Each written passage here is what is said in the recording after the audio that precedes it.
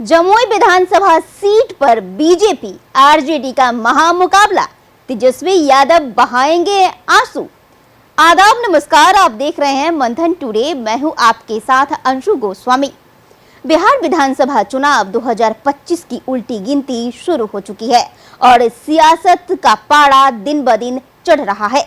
ऐसे में जमुई सदर विधानसभा सीट पर पूरे प्रदेश की निगाहें टिकी हुई है। पिछली बार इस सीट पर बीजेपी उम्मीदवार श्रेयसी सिंह ने बड़ा उलटफेर करते हुए राजद के सिटिंग विधायक विजय प्रकाश को शिकस्त दी थी। इस बार मुकाबला और गर्म है क्योंकि ये सीट अब हॉट सीट में बदल चुकी है। जमुई का इतिहास रामायण काल से जुड़ा हुआ है। मान्यता है कि जब रावण माता सीता का हरण कर लंका ले जा रहा था तो गिद्धराज जटायु ने इसी इलाके में युद्ध किया था। खैरा स्थित गिद्धेश्वर पर्वत उसी ऐतिहासिक प्रसंग की याद दिलाती है। राजनीति की जमीन भी यहाँ उतनी ही उपजाऊ है।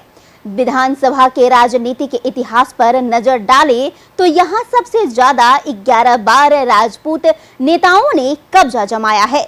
दिवंगत त्रिपुरारी प्रसाद 4 बार विधायक रहे, जबकि सुशील कुमार सिंह ने लोजपा और जदयू से 3 बार जीत हासिल की।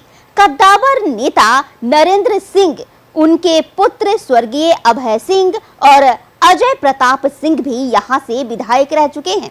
यादव जाति से पहली बार विजय प्रकाश ने 2015 में जीत दर्ज की, लेकिन 2020 में श्रेयसी सिंह ने उन्हें करारी शिकस्त दी।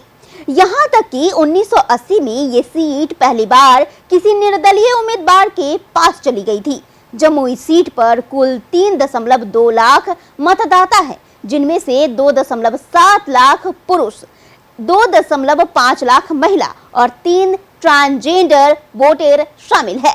जातीय समीकरणों में यादव, मुस्लिम और राजपूत मतदाता निर्णायक भूमिका निभाते हैं, लेकिन सबसे अहम है अनुसूचित जाति के मतदाता, जिनकी संख्या करीब 19% है और अक्सर वही जीत की चाबी अपने हाथ में रखते हैं। भौगोलिक रूप से ये विधानसभा क्षेत्र मुंगेर और लखीसराय से सटा हुआ है। इसमें बरहट, सदर और खैरा प्रखंड की 10 पंचायतें और जमुई नगर परिषद के 30 वार्ड आते हैं। नगर परिषद क्षेत्र में सबसे बड़ी समस्या है गंदे पानी की निकासी और बाईपास का अभाव। जिला बने 3 दशक हो चुके हैं, लेकिन अब तक बाईपास नहीं बनने के कारण शहर की मुख्य सड़क पर जाम, ग्रामीण इलाकों से रोजगार की तलाश में लोगों का पलायन आम बात है। शिक्षा की स्थिति भी कमजोर है। जिला मुख्यालय में आज तक पीजी कॉलेज नहीं है, जिससे कि उच्च शिक्षा के लिए छात्रों को बाहर जाना पड़ता है। स्वास्थ्य सेवाओं और उद्योग धंधों के मामले में भी जमुई पिछड़ा हुआ है, जिससे कि विकास के वादे यहाँ चुनावी एजेंडे का अस्थायी हिस्सा बने रहते हैं। 2020 के चुनाव में श्रेयसी सिंह की जीत ने यहाँ का राजनीतिक समीकरण बदल दिया था।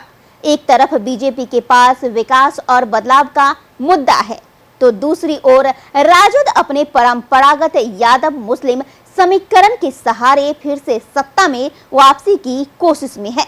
इस बार भी तेजस्वी यादव यहां से प्रचार अभियान में कोई कसर नहीं छोड़ेंगे, लेकिन श्रेयसी की लोकप्रियता और बीजेपी की चुनावी मशीनरी को मात देना आसान नहीं होगा। जमुई की राजनीति सिर्फ जातीय समीकरण पर नहीं, बल्कि व्यक्तिगत छवि और विकास के वादों पर भी टिकी हुई है।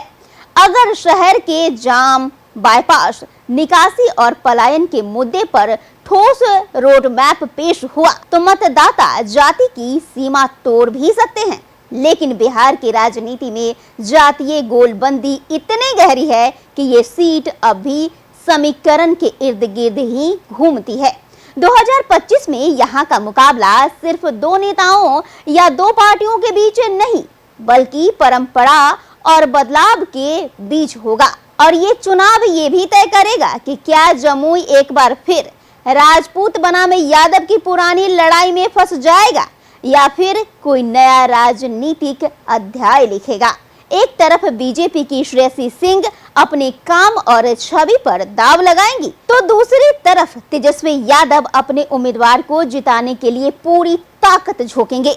इस बार जनता के फैसले पर सबकी नजर होगी। क्या श्रेयसी दोबारा इतिहास दोहराएंगी या तेजस्वी की रणनीति रंग लाएगी?